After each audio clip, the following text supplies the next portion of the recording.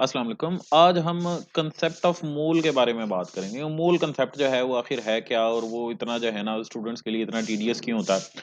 तो मैं एक प्रैक्टिकल और आसान सी एग्जांपल की मदद से ना आपको समझाऊँगा। देखिए ज़रा आपके पास जो छोटी-सी चीज़ें होती हैं ना when you have small things तो उन्हें वेइ करना, उनका वज़न करना आसान होता है रादर देन काउंटिंग। काउंट करना उन्हें मुश्किल होता है। अब ये देखें छोटी-छोटी आपके पास जेली बीन्स हैं अगर तो इन्हें काउंट करना मुश्किल होगा। लेकिन इनका वज़न करना बहुत आसान काम है, ठीक है ना? तो आप सपोज़ आप जो है ना एक जेली बीन शॉप पर काम करते हैं, आपने सेल करनी है जेली बीन्स। लोग आते हैं आपके पास और कहते हैं जी 50 बीन्स चाहिए, 100 बीन्स चाहिए, 1000 बीन्स चाहिए। तो जब तक आप ये 1000 बीन्स, 100 बीन्स और 50 बीन्स काउंट करेंगे, वो कहेंगे भई हम जा रहे हैं। हमें और भी काम है करने के लिए।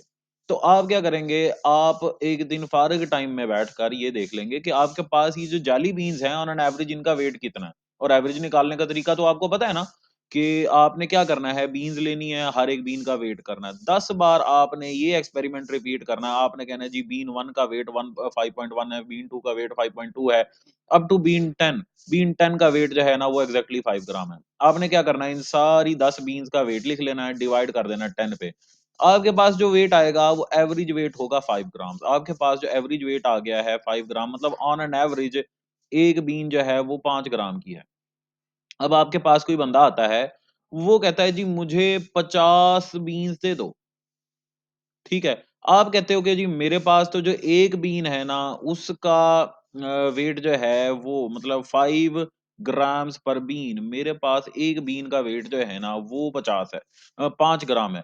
तो 50 बीन्स का वेट कितना हो जाएगा? आपने क्या करना है, इस 1 बीन के वेट को 50 बीन्स के साथ मल्टीप्लाई कर देना है। ये देखें, आपने 5 को मल्टीप्लाई कर देना है 50 के साथ और यू नो कि 5005 ये 250 ग्राम्स मतलब तकरीबन 1 पाव, ठीक है ना? तो 1 पाव आपको पता होगा कि भई इसे जो है ना 250 ग्राम्स को मतलब 1/4 ऑफ अ केजी आपने उसको बीन्स इतनी तौल के दे देनी है। तो वही काम जो आपने 50 बीन्स काउंट करने में लगाना था, आपका टाइम बच गया, आपने क्या किया, ये जो है ना 1 पाव बीन्स उस बंदे को तौल के दे दी। फिर आपके पास कोई बंदा आता है, वो कहता है जी मुझे तो 1000 बीन्स चाहिए। ठीक है ना, 1000 बीन्स अब 1000 बीन्स को आप गिनने बैठते तो काफ़ी मसला हो जाता ना। बहुत बड़ी प्रॉब्लम हो जानी थी। आपने क्या किया जी मेरे पास 1 बीन का एवरेज वेट जो है वो कितना है? 5 ग्राम है। मुझे 1000 बीन्स देनी है तो मैं क्या करूँगा, ये आपने क्या करना है 5 ग्राम पर बीन्स जो है ना इसको मल्टीप्लाई कर देना। अब ये देखें बीन्स और ये बीन्स कैंसल हो जाएँगे।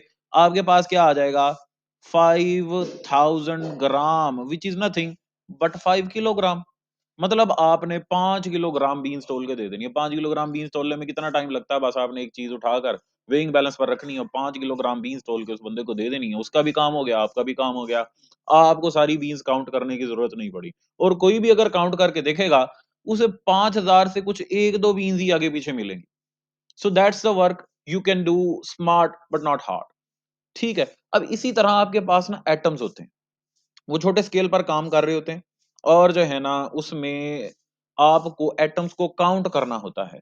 लेकिन आप एटम्स को काउंट तब तक नहीं कर सकते जब तक आपको हर एक एटम का एवरेज मास पता ना हो। तो आपको अब समझ आई कि कल जो हमने पढ़ा था कांसेप्ट एवरेज एटॉमिक मास वो क्यों पढ़ा था? ताकि उस एवरेज एटॉमिक मास को हम अपनी स्टोइकोमेट्रिक कैलकुलेशंस में, मोलर कैलकुलेशंस में इस्तेमाल कर सकें। अच्छा, तो अब हम ये देख चुके हैं कि एटम्स जो हैं ना, वो भी साइज़ में बहुत स्मॉल होते हैं, दे आर वेरी स्मॉल। तो गुड आइडिया क्या होगा, बेटर यही होगा कि हम उनका वेट करें, we weigh them rather than counting them. हम उन्हें काउंट ना करें, हम उनका वेट कर लें। अब लेकिन यहाँ पर एक मसला है, सपोज़ आपके पास हाइड्रोजन का एक एटम है, उसका वेट भी बहुत स्मॉल है, 1 एएमयू। कार्बन का एक एटम है, उसका भी वेट बहुत स्मॉल है, 12 एएमयू। नाइट्रोजन के एटम का वेट भी 14 एएमयू। अब कोई भी दुनिया में ऐसा बैलेंस नहीं है, जिससे हम जो है ना ये एएमयू में ना तौल सकें। तो हम क्या करते हैं, हम अपनी आसानी के लिए 1 एएमयू की जगह 1 ग्राम ले लेते हैं।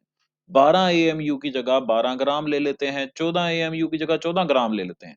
अब ये है कि ग्राम्स में हमारे लिए तौलना आसान हो जाता है। लेकिन यहाँ पर एक बड़ा मसला ये आ गया कि 1 ग्राम में कितनी बार 1 एएमयू रिपीट हुआ है, यानी 1 ग्राम में कितने हाइड्रोजन एटम्स हैं, हमें कोई नहीं पता।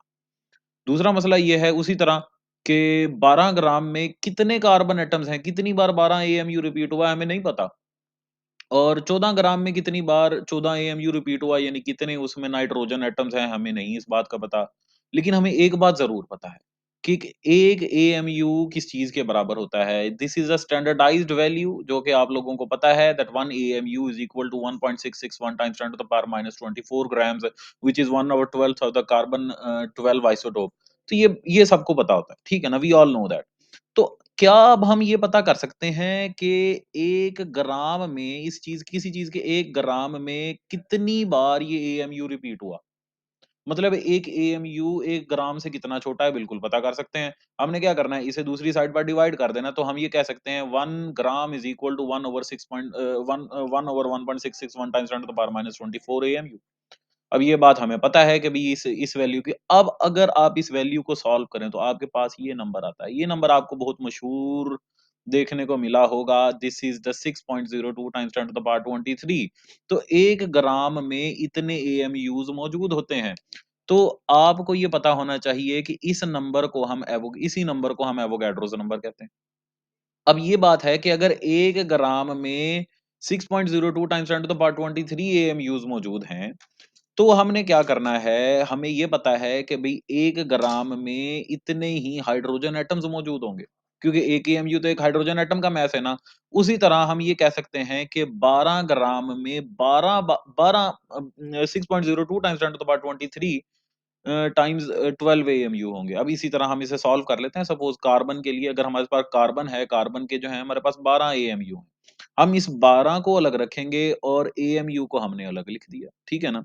अब क्या है, अब हमें ये पता है कि ये 12 ग्राम जो है ये कितने 12 एएमयूज़ के बराबर होगा। हम ये जानते हैं कि इस 12 ग्राम में इतनी बार 12 एएमयू रिपीट हुए हैं। अब ये इतनी बार क्या है, इतनी बार ये वही एवोगैड्रोस नंबर है और 12 एएमयू क्या है, कार्बन एटम्स मतलब 12 ग्राम में मतलब 1 ग्राम एटम ऑफ कार्बन में हमारे पास 6.02 times 10 to the power 23 atoms of carbon मौजूद हैं। सेम रीज़निंग हम नाइट्रोजन के लिए भी साबित कर सकते हैं। तो ये एवोगैड्रोस नंबर होता है जो कि किसी चीज़ के 1 ग्राम एटम में नंबर ऑफ एटम्स को रिप्रेज़ेंट कर रहा होता है। कोई भी चीज़ है, उसका अगर आप एटॉमिक मास जो है उसे ग्राम में रिप्रेज़ेंट कर दें, तो उसमें कितनी बार वही चीज़ रिपीट होगी जी 6.02 times 10 to the power 23 times repeat होगी। अब हम इसी चीज़ को मॉलिक्यूल्स पर अप्लाई करते हैं। मिसाल के तौर पर आपके पास जो है ये ग्लूकोज़ मॉलिक्यूल है, इसका मॉलिक्यूलर मास जो है 180 एएमयू होता है मान लिया।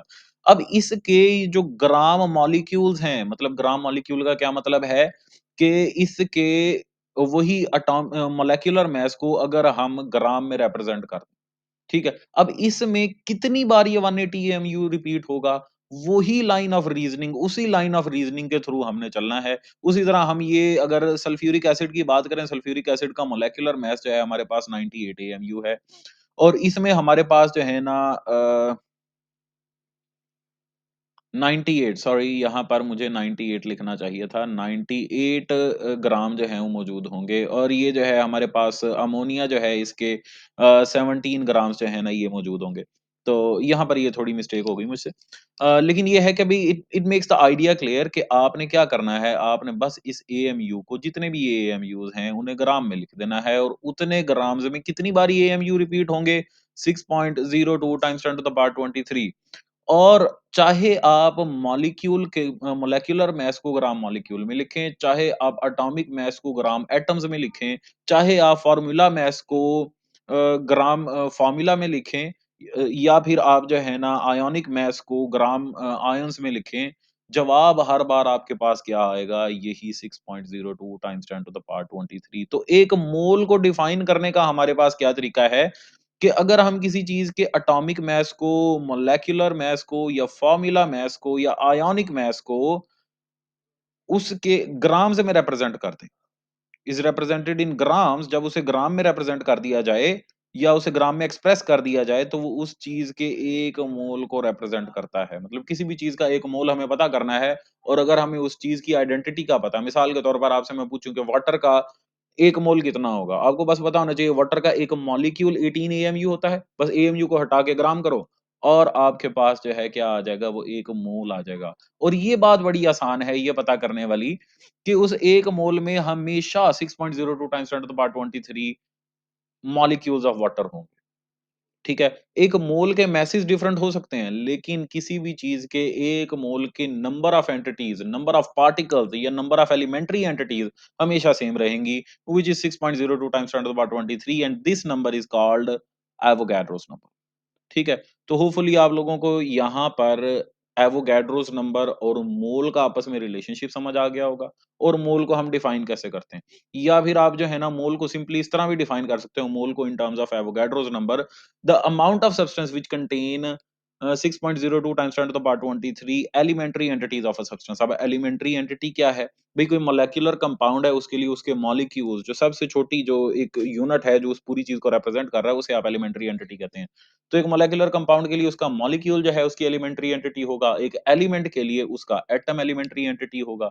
तो जितना भी आपके पास सब्सटेंस हो, ग्राम्स में चाहे जितना भी हो, मास उसका जितना भी हो, अगर उसमें 6.02 times 10 to the power 23 elementary entities आ गई, मतलब एटम्स आ गए, मॉलिक्यूल्स आ गए, फॉर्मूला यूनिट्स आ गई या आयन्स आ गए, तो आपने क्या कर देना है, आपने चुप करके उसे 1 मोल रिप्रेजेंट कर देना।